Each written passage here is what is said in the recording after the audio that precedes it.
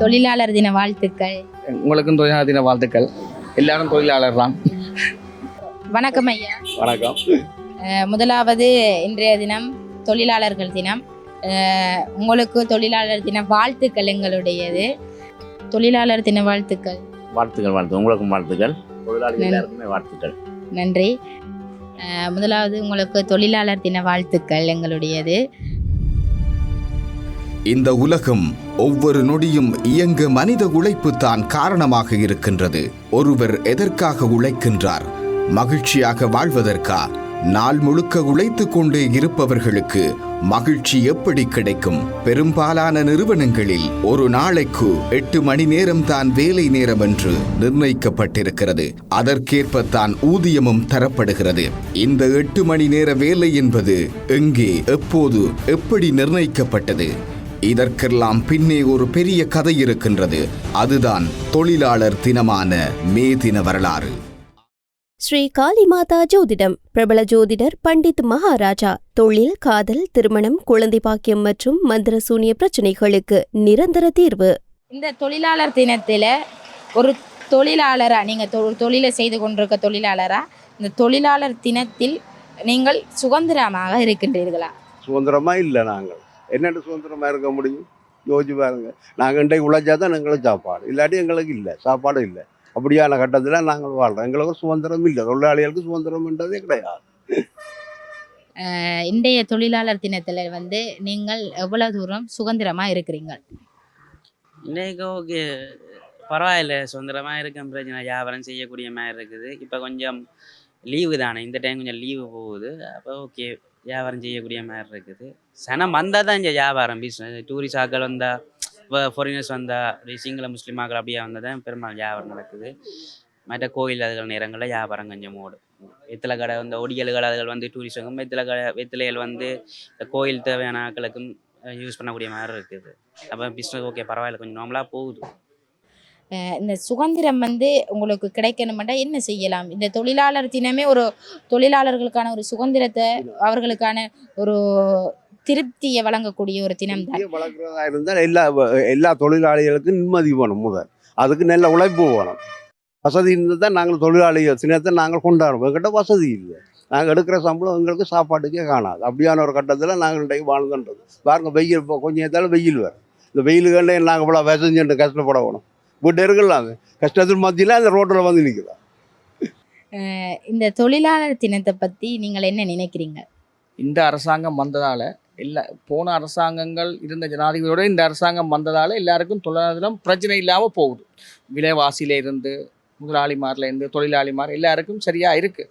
1000 ரூபாவோ 2000 ரூபா சம்பளம் வாங்கினாலும் அதுக்குள்ளே குடும்பம் நடத்துகிற மாதிரி இருக்குது. வேற ஒரு அரசாங்கம் வந்தால் 1000 ரூபா 2000 ரூபா சம்பளம் வாங்கினாலும் கடன் வாங்கித்தான் குடும்பம் நடத்துகிற மாதிரி இயல்பு இருந்தது. இப்போ பிரச்சனை இல்லாமல் போகுது. சரி, தொழிலாளர்களை ஊக்குவிக்கிற தொழில் முறையில் ஊக்குவிக்கிறதா இருக்கட்டும், இல்லை அவங்களுடைய முதலாளிமார் அவர்களை ஊக்குவிக்கிறதா இருக்கட்டும், எல்லாம் எப்படி இருக்கணும்னு நீங்கள் நினைக்கிறீங்க? என்ன பொறுத்தளவுக்கு தொழிலாளிகள் அதுக்கேற்ற சேலரிகளையும் கொடுத்து அதுக்கேற்ற மாதிரி இருந்தால் தொழிலும் சந்தோஷமாக இருக்கும். தொழில் கஸ்டமரும் சந்தோஷமாக இருப்பினும் தொழிலாளிகளும் சந்தோஷம், முதலாளிமாரும் சந்தோஷமாக இருக்கிறது சாத்தியக்கூறுது. தொழிலாளர்கள் தான் இந்த நாட்டின் வளர்ச்சிக்கு மிகப்பெரிய ஒரு பங்களிப்பை வழங்குறவர்கள். இந்த தொழிலாளர்களை ஊக்குவிக்கிற விதமாக எங்களுடைய அரசாங்கம் ஏதாச்சும் செயல்களை செய்யுதா? தொழிலாளர்களுக்கு தேவையான அந்த ஊக்குவிப்புகளை வழங்குதா? தொழிலாளர்களுக்கு ஓகேண்டா சில பிஸ்னஸுகள் அதுகளுன்னு சொல்கிறதுக்கு இந்த மானிய உரங்கள் அதுகளெல்லாம் கொடுக்குதானே. மற்ற கொடுப்பனவுகள் அதெல்லாம் கொடுக்குறது ஒரு சுயதொழிலான இதுகளெல்லாம் தானே இப்போ அரசாங்கம் கொடுக்குதானே. சுயதொழில் செய்கிறதுக்கு லோனுகள் அப்படி மூலமாக செய்யுதானே பிரச்சனை. அதனால் ஆக்கள் செய்யக்கூடிய மாதிரி இருக்கும். ஆனால் இப்போ இங்கே இருக்கிற இளைஞர்கள், யுவதிகள், பட்டதாரிகள் அதிக அளவில் போராட்டங்களை செய்கிறாங்க தானே. அவர்களுக்கு தொழில் இல்லை, தொழில் வாய்ப்புகள் கொடுக்கணும். அதை பற்றி நீங்கள் என்ன நினைக்கிறீங்க? இவ்வளோ நாளும் மற்ற அரசாங்கத்தில் இருக்கும்போதும் போராட்டம் நடந்தது தான். இவங்க கொஞ்சம் இடம் கொடுத்ததால போராட்டங்கள் கூடுதலாக நடக்குது. வேறு அரசியல்களும் சேர்ந்து அழுத்தம் கொடுக்குறால போராட்டங்கள் நடக்குது. 2 வருஷம் கூட இன்னும் பூர்த்தியாக இல்லை. எடுத்தோடனே எதுவும் செய்ய இல்லாத பெரிய பாதாள குழியில் தான் மற்ற ஜனாதிபதிமாரெல்லாம் விழுத்திட்டு, ஆழம் தெரியாத குழியைத்தான் விழுத்திட்டு போனவங்க. அதை மூடி கொஞ்சம் கொஞ்சம் நிரப்பி பட்டதார மாதிரிக்கு வேலை கொடுக்க கொஞ்சம் கால அவகாசம் வேணும். எடுத்தோன்னே எதையும் சாதிக்கலை. நான் இந்த கடையை நடத்துகிறேன், புதுசாக கடையை நடத்துகிறேன்டா, இந்த கடையில் எடுத்தோடனே நான் சம்பளங்களை கூட்டி எதுவுமே செய்ய இல்லாது. கொஞ்சம் காலப்போக்கெலாம் எல்லாம் செய்யலாம். அது ஒரு சின்ன கடையில் இருக்கிற 3 பேருக்கே இந்த நிலைமண்டா ஜனாதிபதியாக இருக்கிறவருக்கும் இலங்கையில் இவ்வளோ பெரிய விஷயங்கள் இருக்குது. கொஞ்சம் கொஞ்சம் ஆகும், போராட்டங்கள் நடக்கும் தான், பின்னழுத்தங்களால் போராட்டங்கள் நடக்கும் தான், கொஞ்ச நாள் ஆகணும். மற்ற அரசாங்கம் மாதிரி எடுத்தான் கவுத்தண்டை இல்லையே, கொஞ்சம் கொஞ்சமாக எல்லாத்தையும் செய்கிறாரு. நான் செய்யாமல் இருக்கலையே. கிரிக்கெட்லேயும் 8 வருஷம் ஊழலையும் நிப்பாட்டியெல்லாம் செய்கிறாரு தானே. இப்போ தலைமத்துவம் எல்லாம் நடக்கும், போராட்டங்கள் நடக்கும் தானே. அது பெருசாக கண்டுகொள்ளாமல் போகணும். உண்மையிலே இப்போ எங்களுடைய இந்த நாட்டில் வந்து பொருளாதாரம்ன்றது மிக ஒரு தட்டுப்பாடுக்குரிய ஒரு விஷயமா இருக்குது. அது பெரிய சிக்கல்லையும் போய்கொண்டு இருக்குது. நீங்கள் எடுக்கிற சம்பளம் ஊதியம் வந்து உங்களுடைய ஒரு நாள் வருமானம் வந்து உங்களுடைய குடும்பத்தை நடத்தக்கூடிய மாதிரி இருக்குதா இந்த இந்த காலகட்டத்தில்? இல்லை இல்லை இல்லை இல்லை எங்களுக்கு சாதாரணமாக வந்து ஒரு கிழமை, நான் புங்குடுதியில் இருக்கிறேன், ஒரு கிழமையில் 7400 காசு தண்ணிக்கு முடியுது.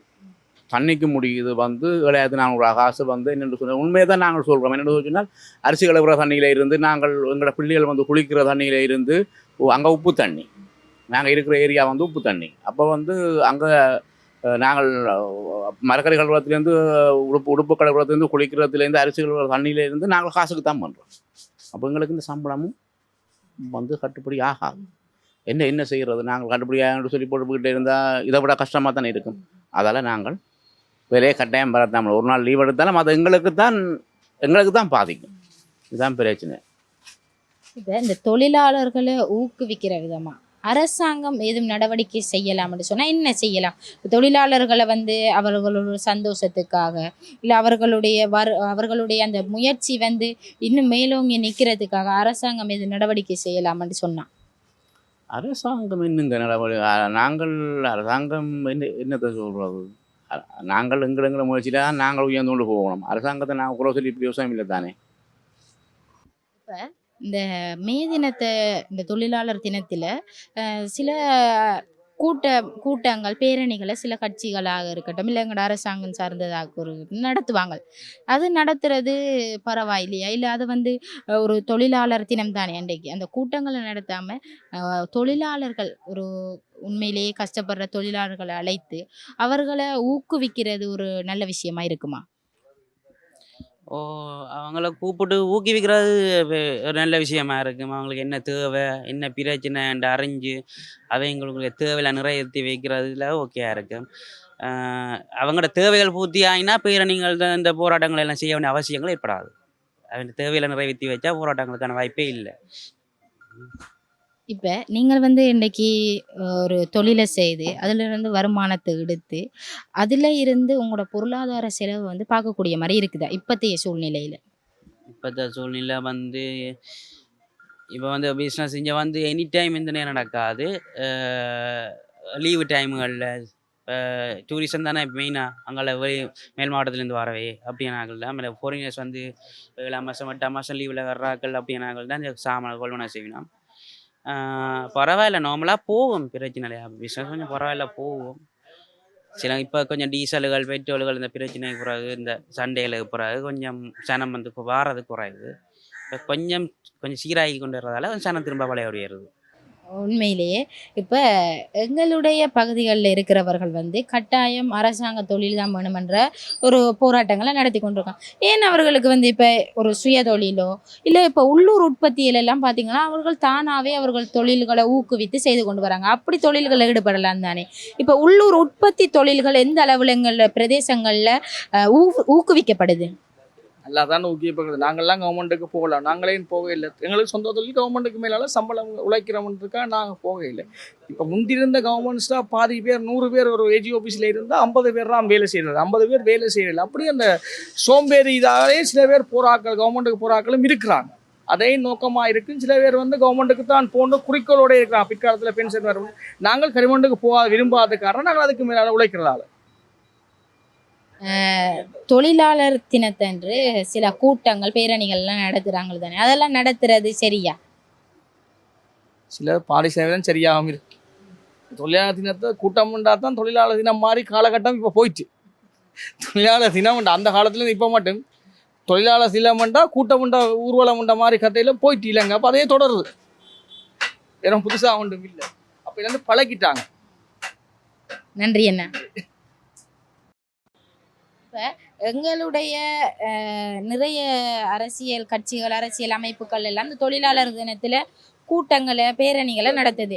இதை நடத்துறது சரியா இல்லை தொழிலாளர்களை அழைத்து அவர்களை ஊக்குவித்து எதுவும் அவர்களுக்கு தேவையான செயல்களை செய்கிறது நல்லமா? ஒரு தொழிலாளிகளை கூப்பிட்டு மீட்டிங் வைக்காமல் அந்த அதுக்கு பிரயோசனப்படுத்துறாங்க. தொழிலாளிகளுக்கு பிரயோசனப்படுத்தலாம். பிரயோசனப்படுத்தினா அதுக்கு எவ்வளவு பொறுமதி இருக்குது. எல்லாம் நெல்லா இருப்பாங்க, உழைச்சி கஷ்டப்பட்டு உழைச்சி நெல்லா இருப்பாங்க. இது அப்படியான ஒன்று சும்மா மீட்டிங்கை வச்சு போட்டு மீட்டிங்கில் மட்டும்தான் கதைப்பாங்க. புறம் ஒன்றும் நடக்கா. அவ்வளோ அந்த கதையோட போடுவாங்க. எங்களுடைய நாட்டில் இருக்க தொழிலாளர்களுக்கு பாதுகாப்புன்றது இருக்குதா? பாதுகாப்பு ஓரளவில் எங்களுக்கு பரவாயில்லை. முந்திய விட இப்போ பரவாயில்லை. எங்களுக்கு பாதுகாப்பு பரவாயில்லை. மற்றபடி இந்த களவு கொள்ள இதெல்லாம் நீங்கள் கூடுதலாக போத வசதிகள் அதெல்லாம் ஒழிக்க போகணும். அதை இல்லாமல் ஆக்கினா தான் நாடு என்ன சுதந்திரமாக இருக்கு. நன்றி ஐயா. 1880ஆம் ஆண்டில் அமெரிக்காவில் தொடங்கி 1890ஆம் ஆண்டு பாரிஸில் உருவானதுதான் மே தினம். மனித நாகரிகத்தின் வளர்ச்சிக்கு மாபெரும் பங்காற்றிய உழைப்பாளர்கள் முற்காலத்தில் 18 மணி நேரம் வேலை வாங்கப்பட்டனர். இதை எதிர்த்து தாங்கள் உழைக்க வேண்டிய நேரத்தை 8 மணி நேரமாக வரையறுத்து அதற்காக போராடி அந்த உரிமைகளை பெற்ற நாளே மே தினமாகும். 18ஆம் நூற்றாண்டின் இறுதியிலும் 19ஆம் நூற்றாண்டின் தொடக்கத்திலும் மேற்கு நாடுகளில் ஒரு கொடுமையான வழக்கம் இருந்தது. நாளொன்றிற்கு 12 முதல் 18 மணி நேரமும் சில சமயங்களில் 20 மணி நேரமும் வேலை செய்யும்படி நிர்பந்திக்கப்பட்டனர். இங்கிலாந்தில் தோன்றிய சாசன இயக்கம் இதற்கு எதிராக போராடியது. நாளொன்றிற்கு 10 மணி நேர வேலை செய்யும் உரிமை தொழிலாளர்களுக்கு வேண்டும் என்பதுதான் அந்த இயக்கத்தின் கோரிக்கை. 1832ஆம் ஆண்டு அமெரிக்காவில் உள்ள பாஸ்டனில் கப்பலில் பணியாற்றிய தச்சு தொழிலாளர்கள் 10 மணி நேர வேலை கோரிக்கையை முன்வைத்து வேலை நிறுத்தம் செய்தனர். அதுபோல பிலடெல்பியாவிலும் பென்சில்வேனியாவிலும் இந்த கோரிக்கையை முன்வைத்து இயக்கம் நடந்தது. இந்த கூட்டமைப்பு 8 மணி நேர வேலை கோரிக்கையை முன்வைத்து ஒரு தீர்மானத்தையும் நிறைவேற்றியது. அத்துடன் அந்த கூட்டமைப்பு மே 1, 1886 அன்று நாடு தழுவிய வேலை நிறுத்தத்திற்கு அழைப்பு விடுத்தது. இந்த இயக்கமே மே தினம் பிறப்பதற்கு காரணமாகும். 1886ஆம் ஆண்டு ஏப்ரல் மாதத்தில் சிகாகோ நகரில் 2,50,000 தொழிலாளர்கள் கலந்து கொண்ட மேதின இயக்கம் தொடங்கியது. பிறகு தொழில் நகரங்களான Chicago, Washington, New York, Philadelphia, Milwaukee, Cincinnati, Baltimore, Detroit என அமெரிக்கா முழுவதும் 3,50,000 தொழிலாளர்கள் பங்கேற்ற மாபெரும் வேலை நிறுத்தம் தொடங்கியது. இதனால் கோபம் கொண்ட தேசிய படையினர் தொழிலாளர்களை நோக்கி துப்பாக்கியால் சுட்டதில் ஒரு தொழிலாளி கொல்லப்பட்டார். தொழிலாளர் இயக்கத்தின் மீது அடக்குமுறைகள் ஏவப்பட்டது. தொழிலாளர் இயக்கத்தை முன்னின்று நடத்திய அனார்கிஸ்ட் அமைப்பைச் சேர்ந்த 8 பேர் மீது கொலை சதி திட்டம் தீட்டியதாக வழக்கும் தொடரப்பட்டது. நீதிமன்றம் எந்த ஆதாரமும் இல்லாமல் அவர்கள் குற்றவாளிகள் என்று தீர்ப்பளித்து தூக்கு தண்டனையும் விதித்தது. கொல்லப்பட்ட தொழிலாளர் தலைவர்களுக்கான இறுதி ஊர்வலம் 1887ஆம் ஆண்டு நவம்பர் மாதம் 13ஆம் நாள் நடந்தது. அந்த ஊர்வலத்தில் அமெரிக்க தேசமே அணிதிரண்டது. நாடு முழுவதிலுமிருந்து 5 லட்சம் பேர் இறுதி ஊர்வலத்தில் கலந்து கொண்டனர். அது மட்டுமின்றி அன்றைய தினம் அமெரிக்கா முழுவதும் கருப்பு தினமாக அனுஷ்டிக்கப்பட்டது. சிறைப்பட்டிருந்த மற்ற 3 தலைவர்கள் 1893ஆம் ஆண்டு விடுதலை செய்யப்பட்டனர். 1889ஆம் ஆண்டு ஜூலை 14ஆம் நாளன்று பாரிஸில் சோசலிச தொழிலாளர்களின் சர்வதேச தொழிலாளர் மாநாடு கூடியது. கார்ல் மார்க்ஸ் வலியுறுத்திய 8 மணி நேர பணிக்கான போராட்டத்தை தொடர்வது என்று 1890 மே 1ஆம் திகதியன்று சர்வதேச அளவில் தொழிலாளர் இயக்கங்களை நடத்த வேண்டும் என்றும் அறைகூவல் விடுக்கப்பட்டது. உலக தொழிலாளர்கள் அனைவரும் 8 மணி நேர வேலைக்காக குரல் கொடுக்க வேண்டிய நாள் மே 1 என்று அறிவிக்கப்பட்டது. இதைத் தொடர்ந்து தொழிலாளர்களின் உரிமைகளை கோரியும் அதற்கான இயக்கமும் வலிமை பெற்றன. நாளொன்றிற்கு 8 மணி நேரம் மட்டுமே உழைக்கும் உரிமையும் வாரத்தில் ஒரு நாள் விடுமுறையும் உலகம் முழுவதும் கொஞ்சம் கொஞ்சமாக நடைமுறைக்கு வரத் தொடங்கின. உழைக்கும் மனிதனை உலகம் மனிதாபிமானத்தோடு பார்க்க கற்றுக்கொண்டது.